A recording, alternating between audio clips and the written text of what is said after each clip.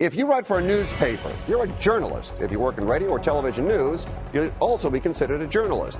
What if you're a blogger? And let's say you wrote a blog that is well-read and breaks stories. Are you a journalist in the new world? The editor of Gizmodo, Jason Chen, was the man that posted pictures online and wrote that piece about the new iPhone. Folks at Apple were not pleased. Apparently the police weren't either. They raided his house, taking computers, cameras, cell phones, pictures, and even credit card bills. Authorities want him to talk and explain how he got the phone. Lawyers are saying he shouldn't have to reveal his sources. He's protected under California as a journalist. Charlotte, Megan, you both blog. Charlotte, the question to you. Are bloggers journalists? Yes or no? I think they are, and according to polls, 52% of bloggers consider themselves to be journalists.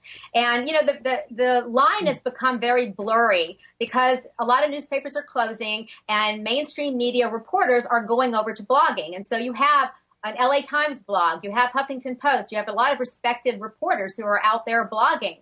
So I understand the problem with the SHIELD law and saying, well, anybody can claim they're a journalist and get protection. So maybe what you could do to remedy it is provide some kind of association, some national journalistic association that people could then become members of in order to, quote, qualify as journalists. And maybe they could even get defamation insurance in case they defamed someone. The insurance company would come to their rescue. So I do think it's important. Blogging is very important because there's a lot of information you can get out there that you can't get out through mainstream media. Mainstream media, for example, is very tentative about putting out information about abuses in factory farms or vivisection, abuses to animals, because many of their advertisers are corporations who use and abuse animals. So they don't like that idea. So therefore, certain things are hard to get published in mainstream media. I'll tell you this, and Megan, I'll tell you this. I think he is a journalist. I think he should be covered under the SHIELD law. What do you think?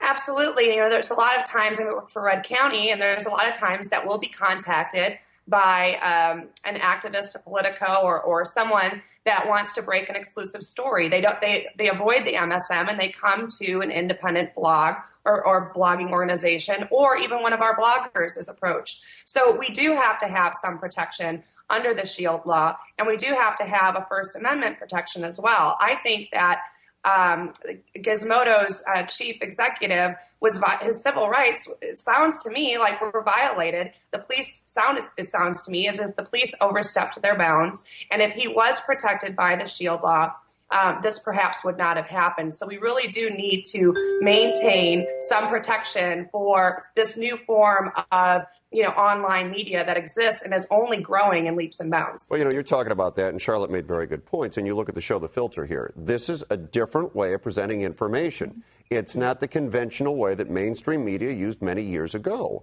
And I don't know if people would consider us credible. We do the very best job we can, but we have a platform and a forum, and we use it, and we allow you to do the same. I think that people that work in this format or in today's new media where they blog and they get information out quickly, if they do it in a responsible way, I think they are journalists. All right, last topic. One of the things that makes this country great is that you have the right to vote. But what if they took away that right? What if they made it law? What if you had to vote? The little town of Ridgeway, Colorado, population 806, is thinking about making voting mandatory. If you live in city lines, you're required to cast a ballot.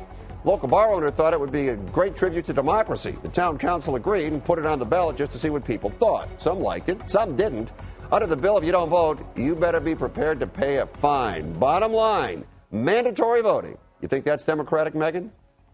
No, a great tribute to democracy would be leave the rights alone and leave them to the citizens. When they turn 18, they have the right to vote. They don't have an obligation to vote. So in a true democracy and as a tribute to democracy, leave them alone and get out of the way and stop trying to pass legislation to force a right on people if they're not going to exercise their right. Yeah, it's for 836 people. Is it really that important? I mean, what are they voting on? They're not a metropolis. Okay, so I mean, it just doesn't make sense. I'm sure that they have bigger fish to fry, and if they don't, then what's the point? I think it's important in every community. But what this does is it skews results. That's one of the biggest problems. Is you could have. Say you have 10 people living in a town and 4 of them are passionately in favor of candidate A and 6 of them don't really care. So they vote for candidate B. They don't care. What happens is candidate B gets elected and nobody wanted candidate B. So it's a real big problem. But apparently 32 countries currently have compulsory voting, and 19 of them actually enforce it. Usually it's with something like a $15 fine or something minor. And when you look at polls and studies, it shows that only 7 to 16% more people vote in national elections when there's mandatory voting. So it doesn't actually make everybody vote anyway. So, but I totally agree with you, Megan, is that it's a right, it's not a duty. And I really resent it when people say it's your duty to vote, like you're not patriotic if you don't vote. If you don't know anything about the candidate or the issues, you have a duty not to vote. That's my opinion.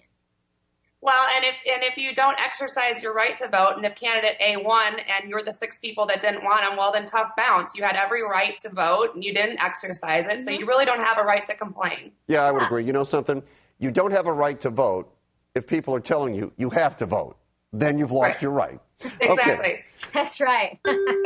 Ladies, well done tonight. I thought that was very interesting. Great work. We'll talk to you again next week. Bye-bye.